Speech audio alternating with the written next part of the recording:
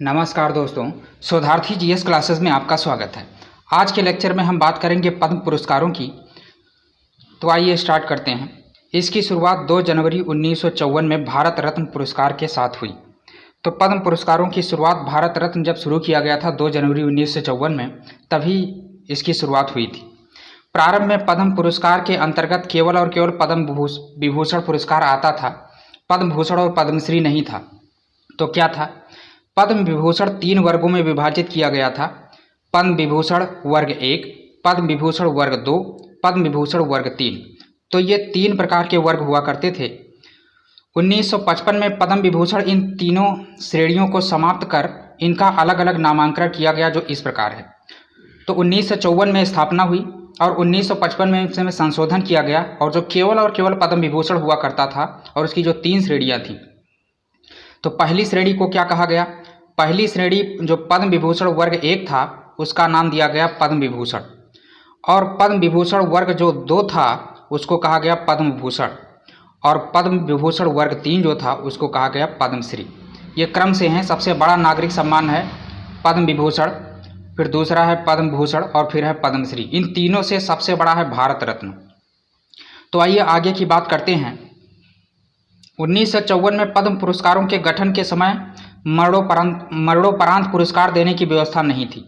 1955 में नियम में संशोधन कर मरणोपरांत पुरस्कार देने की व्यवस्था की गई। तो इस तरह से 1954 में गठन हुआ और उसके 1 साल बाद 1955 में उसके नियमों में संशोधन किया गया और मरणोपरांत पुरस्कार देने की व्यवस्था की गई। आगे चल करके क्या होता है कि 1977 में जनता पार्टी की सरकार ने तत्कालीन प्रधानमंत्री मोरारजी देसाई द्वारा इन पुरस्कारों को बंद कर दिया गया। इसका कारण यह था, इनका मानना था कि ये जो पद्म पुरस्कार और भारत रत्न दिए जा रहे हैं वो केवल और केवल जो कांग्रेस की चाटुकारिता करने वाले व्यक्ति हैं उनको ही प्रदान किया जा रहा है। अतः इन्होंने इन पुरस्कारों को बंद कर दिया। जब फिर से 1980 में कांग्रेस की सरकार जब आती है, इंदिरा गांधी प्रधानमंत्री बनती हैं, तो फिर से इनको 1980 में प्रारंभ कर दिया जाता है। उसके बाद क्या होता है, पुनः 1992 में केरल तथा मध्य प्रदेश हाई कोर्ट में PIL दाखिल किया गया, यानी जनहित याचिका दाखिल हो गई और इनको क्या कर दिया गया? पुनः बंद कर दिया गया। इस पर लंबी सुनवाई चली।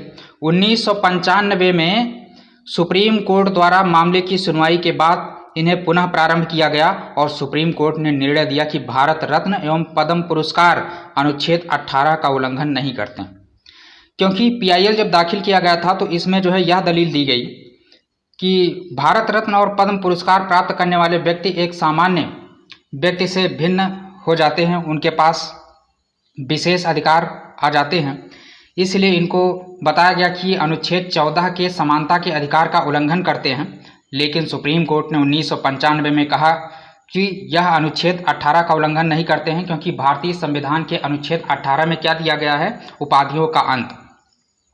तो पहली बात तो इनको उपाधि नहीं माना गया और कहा गया कि ये उल्लंघन नहीं करते हैं। नेक्स्ट बात करते हैं पद्म विभूषण की। पहला पुरस्कार है पद्म विभूषण। तो पद्म विभूषण भारत रत्न पुरस्कार के बाद भारत का दूसरा सबसे बड़ा नागरिक पुरस्कार है। ये बात इंपॉर्टेंट है, क्रम लगाने के लिए आपसे कह सकता है। यहाँ पर आप देख सकते हैं, एक साइड में पदक में कमल का फूल बना हुआ है और ऊपर लिखा हुआ है पद्म और नीचे लिखा हुआ है विभूषण, और दूसरी साइड में भारत का राष्ट्रीय चिन्ह बना हुआ है अशोक की लाट और नीचे सत्यमेव जयते लिखा हुआ है। और इधर जब इसको धारण करते हैं तो ये गहरे गुलाबी कलर के फीते के साथ इसको गले में पहना जाता है। आगे बात करते हैं कि पद्म विभूषण पुरस्कार में कोई भी धनराशि नहीं प्रदान की जाती है। तो इसकी खास बात यह है कि इसमें कोई भी धनराशि नहीं प्रदान की जाती है, और यही बात भारत रत्न में है। पद्म विभूषण हो या पद्म भूषण हो या पद्मश्री हो, इसमें कोई राशि प्रदान नहीं की जाती। इस बात को ध्यान रखना है। नेक्स्ट अगर हम बात करें कि पद्म पुरस्कार विजेता को कोई विशेष सुविधा नहीं प्रदान की जाती है। जैसे भारत रत्न में हम पढ़ते हैं कि टैक्स फ्री हो जाता है, चाहे जितनी उसकी इनकम हो उसके ऊपर कोई टैक्स नहीं लगता है। भारत के अंदर या भारत के बाहर उसको रेलवे और हवाई यात्रा का टिकट जो होता है वो मुफ्त मिलता है। लेकिन पद्म पुरस्कारों में ऐसी कोई सुविधा नहीं दी जाती है। और इसके साथ में पुरस्कार विजेता अपने नाम के आगे उपाधि के रूप में इसका प्रयोग नहीं कर सकते हैं। मतलब पद्मश्री सचिन तेंदुलकर, पद्मश्री सलमान खान, इस तरीके से कोई प्रयोग नहीं कर सकता है। लेकिन भारत रत्न के संबंध में ये स्थिति थोड़ा भिन्न है, क्योंकि उसमें नाम के आगे ये उपाधि को जोड़ा जा सकता है, इस सम्मान को जोड़ा जा सकता है। जैसे हम जब भी कहते हैं तो कहते हैं भारत रत्न सचिन तेंदुलकर।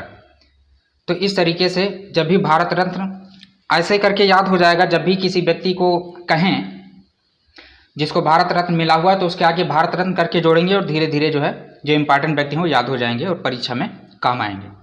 नेक्स्ट हम बात करते हैं, पहले पद्म विभूषण पुरस्कार 6 व्यक्तियों को 1954 में प्रदान किए गए थे। जैसा कि आप जानते हो 1954 में इसकी स्थापना हुई थी और 1954 में 6 व्यक्तियों को पद्म विभूषण पुरस्कार दिया गया था। अभी हम बात कर रहे हैं पद्म विभूषण की।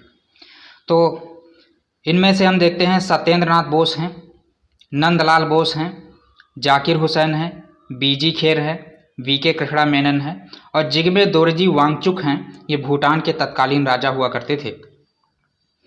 नेक्स्ट अगर हम बात करें, अब तक कुल 321 व्यक्तियों को पद्म विभूषण पुरस्कार प्रदान किया जा चुका है। मतलब 1954 से लगा करके 2021 तक अब तक 321 व्यक्तियों को पद्म विभूषण पुरस्कार अभी तक दिया गया है।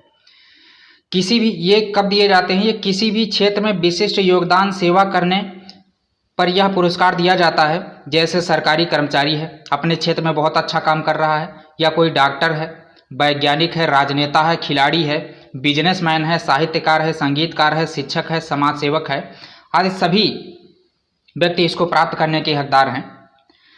नेक्स्ट अगर हम बात करते हैं पद्म पुरस्कार, अब पद्म पुरस्कार 2021 के बारे में हम बात करेंगे। अभी हमने उसका इतिहास जाना, मेडल कैसा होता है उसके बारे में जाना, कब शुरुआत हुई थी और कब इसको बंद किया गया, कब इसको दोबारा शुरू किया गया और कब इस पर विवाद हुआ, इसकी चर्चा हम कर चुके हैं। तो आइए देखते हैं, भारत के गृह मंत्रालय ने वर्ष 2021 में पद्म पुरस्कारों की घोषणा की। तो किसने घोषणा की? भारत के गृह मंत्रालय ने 2021 के पद्म पुरस्कारों की घोषणा की। जहां पर पद्म पुरस्कार आता है, यहां पर इसका मतलब यह है कि पद्म विभूषण, पद्म भूषण और पद्मश्री ये तीनों आते हैं। तो इनकी घोषणा जो है वर्ष 2021 में की जा चुकी है। 2021 में कुल 119 पद्म पुरस्कारों में से 7 पद्म विभूषण, 10 पद्म भूषण और 102 पद्मश्री पुरस्कारों की घोषणा की गई है। अब इसमें इंपॉर्टेंट फैक्ट ये है कि इसमें 29 महिलाएं, टोटल जो 119 पद्म पुरस्कार दिए गए हैं जिसमें 29 महिलाएं हैं, 10 विदेशी नागरिक हैं और 16 को मरणोपरांत प्रदान किया गया है और एक व्यक्ति इसमें ट्रांसजेंडर भी शामिल है। नेक्स्ट देखते हैं, पद्म पुरस्कार 2021 की घोषणा गणतंत्र दिवस की पूर्व संध्या पर की गई। पद्म पुरस्कार साधारणतः मार्च अप्रैल में राष्ट्रपति भवन में आयोजित सम्मान समारोह में दिए जाते हैं। देखिए, घोषणा इसकी होती है गणतंत्र दिवस यानी कि 26 जनवरी के दिन, और प्रदान कब किए जाते हैं? मार्च अप्रैल में राष्ट्रपति भवन में जो सम्मान समारोह आयोजित किया जाता है उसी में इसको प्रदान किया जाता है। अब पद्म विभूषण की अगर हम बात करें तो पद्म विभूषण 2021 में कुल 7 व्यक्तियों को दिया गया है। इंपॉर्टेंट बात है, आपसे क्वेश्चन पूछा जा सकता है कि 2021 में कितने व्यक्तियों को पद्म विभूषण दिया जा चुका है। तो 7 व्यक्तियों को दिया गया है, जिसमें से शिंजो अबे हैं, जापान के पूर्व प्रधानमंत्री हैं, इनको सार्वजनिक क्षेत्र के लिए इनको जो है दिया गया है। एसपी बाला सुब्रमण्यम है, इनको कला के क्षेत्र में मरणोपरांत प्रदान किया गया है। डॉक्टर बेले मोनप्पा हेगड़े को चिकित्सा के क्षेत्र में, नरेंद्र सिंह कपानी इनको दिया गया है विज्ञान एवं अभियांत्रिकी के लिए, इनको भी मरणोपरांत प्रदान किया गया है। मौलाना वहीदुद्दीन खान इनको अध्यात्म के क्षेत्र में मिला है और बीबी लाल इनको पुरातत्व के क्षेत्र में और सुदर्शन साहू कला के क्षेत्र में इनको दिया गया है। नेक्स्ट अगर हम बात करते हैं पद्म भूषण के बारे में, तो पद्म विभूषण के बारे में हम सारी बातें देख चुके हैं जो परीक्षा की दृष्टि से काफ़ी इंपॉर्टेंट हैं। हम केवल उतना ही पढ़ेंगे जितना परीक्षा में आता है, नहीं तो पढ़ते रह जाएंगे। सबसे ज़्यादा ये जरूरी है कि क्या ना पढ़ें, क्या पढ़ना है इससे ज़्यादा जरूरी है क्या ना पढ़ें, ये बहुत ज़रूरी है। तो आइए देखते हैं, पद्म विभूषण के बाद दूसरा सबसे बड़ा नागरिक सम्मान है। 2021 में कुल 10 व्यक्तियों को पद्म भूषण पुरस्कार प्रदान किया गया है। तो पद्म विभूषण 7 व्यक्तियों को और पद्म भूषण 10 व्यक्तियों को दिया गया है, इस बात को ध्यान रखना है। इनमें से वो 10 व्यक्ति कौन हैं? कृष्णा नायर शांता कुमारी हैं कला के क्षेत्र में, तरुण गोगोई मरणोपरांत इनको दिया है जनसेवा के क्षेत्र में दिया गया है, चंद्रशेखर केवारा को साहित्य एवं शिक्षा के लिए दिया गया है, सुमित्रा महाजन को जनसेवा के लिए दिया गया है, नृपेंद्र मिश्रा को लोक सेवा के लिए दिया गया है, ये उत्तर प्रदेश से हैं। और रामविलास पासवान की अगर हम बात करें तो इनको जनसेवा के क्षेत्र में, केशुभाई पटेल को जनसेवा के क्षेत्र में, कल्वे सादिक अध्यात्म के क्षेत्र में दिया गया है और ये भी उत्तर प्रदेश से हैं। रजनीकांत देवदास श्राफ ये व्यापार एवं उद्योग के लिए इनको दिया गया है और त्रिलोचन सिंह को जनसेवा के लिए दिया गया है। तो ये 10 व्यक्ति हैं जिनको पद्म भूषण 2021 दिया गया है। यहां पर आप देख रहे हैं ये पद्म भूषण है, पद्म विभूषण है और नीचे पद्म भूषण है और नीचे पद्मश्री है सबसे। तो यहाँ पर आप देख रहे हैं कि किस तरीके का है। एक साइड में कमल का फूल, तीनों में कमल का फूल बना हुआ है और दूसरी तरफ राष्ट्रीय चिन्ह बना हुआ है। और उसके साथ में अगर हम रिबन की बात करें, इसमें जो फीता है पद्म विभूषण में तो पूरा गुलाबी कलर का है और पद्म भूषण में अगर हम देखें गुलाबी और बीच में थोड़ा सफ़ेद पट्टी है। और सबसे नीचे हम पद्मश्री का फोटो दिया हुआ है, इसमें यह भी गुलाबी कलर का है लेकिन यहाँ पर 2 सफ़ेद पट्टियाँ दिखाई गई हैं। नेक्स्ट अगर हम बात करें तो पद्मश्री है। तो अब हम बात करेंगे पद्मश्री पुरस्कारों के बारे में। यह पद्म पुरस्कारों की तीसरी वरीयता वाला पुरस्कार है, यानी कि 3rd नंबर पे आता है। 2021 में कुल 102 व्यक्तियों को पद्मश्री पुरस्कार दिया गया है। तो जैसा कि आप पहले पढ़ चुके हैं कि पद्म विभूषण 7 व्यक्तियों को, पद्म भूषण 10 व्यक्तियों को और पद्मश्री 102 व्यक्तियों को दिया गया है। तो टोटल हम जोड़ेंगे तो 119 आएगा। और एक वर्ष में 120 से अधिक पद्म पुरस्कार नहीं दिए जाते हैं। यहाँ कहने का मतलब ये है कि एक साल में 120 से अधिक पद्म पुरस्कार नहीं दिए जाएंगे, यानी इसमें पद्म विभूषण, पद्म भूषण और पद्मश्री को जोड़ करके 120 से अधिक पुरस्कार नहीं दिए जाएंगे एक साल में। तो ये हमने कुछ इंपॉर्टेंट जानकारियाँ देखी जो परीक्षा की दृष्टि से काफ़ी इंपॉर्टेंट हैं। अब हम प्रश्नों को सॉल्व करेंगे। तो पहला प्रश्न है 2021 में कुल कितने पद्म पुरस्कार प्रदान किए गए हैं। तो आप जानते हैं टोटल पद्म पुरस्कार जिसमें से पद्म विभूषण, पद्म भूषण और पद्मश्री टोटल प्रदान किए गए हैं 119। नेक्स्ट क्वेश्चन की अगर हम बात करें तो 2021 में कुल कितने पद्म विभूषण पुरस्कार प्रदान किए गए हैं। तो पद्म विभूषण की अगर हम बात करें तो 7 पद्म विभूषण प्रदान किए गए हैं। नेक्स्ट क्वेश्चन है आपका 2021 में कुल कितने पद्म भूषण दिए गए हैं।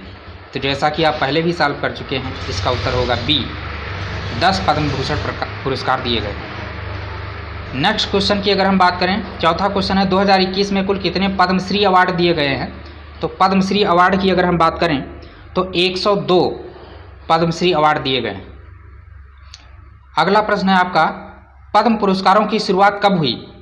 तो इनकी शुरुआत 1954 में हुई, 2 जनवरी 1954। छठा क्वेश्चन है पद्म पुरस्कार किसके द्वारा प्रदान किए जाते हैं। तो इसका उत्तर होगा भारत के राष्ट्रपति के द्वारा। नेक्स्ट क्वेश्चन है पद्म विभूषण से सम्मानित व्यक्ति को कितनी धनराशि प्रदान की जाती है। तो जैसा कि आप पहले पढ़ चुके हैं, कोई भी धनराशि इसमें नहीं दी जाती है। ना तो पद्म विभूषण में दी जाती है, ना ही पद्म भूषण में, ना ही पद्मश्री में और ना ही भारत रत्न में, कोई भी धनराशि नहीं दी जाती है। अगला प्रश्न है आपका 2021 में कुल कितनी महिलाओं को पद्म पुरस्कार प्रदान किए गए हैं। तो इसका उत्तर क्या होगा 29 महिलाओं को। नेक्स्ट क्वेश्चन है पद्म पुरस्कार 2021 कितने विदेशी नागरिकों को प्रदान किए गए हैं। तो कितने विदेशी नागरिक हैं, जैसा कि आप पहले पढ़ चुके हैं, इसका उत्तर हो जाएगा 10। नेक्स्ट क्वेश्चन है पद्म पुरस्कार 2021 कितने व्यक्तियों को मरणोपरांत प्रदान किया गया है। तो इसका उत्तर हो जाएगा 16। तो हमने यहाँ पर कुछ इंपॉर्टेंट प्रश्न भी सॉल्व किए और ये लेक्चर काफ़ी इंपॉर्टेंट है, इसको 1-2 बार देखेंगे कंप्लीट हो जाएगा। तो आज के लिए सिर्फ इतना ही। नमस्कार।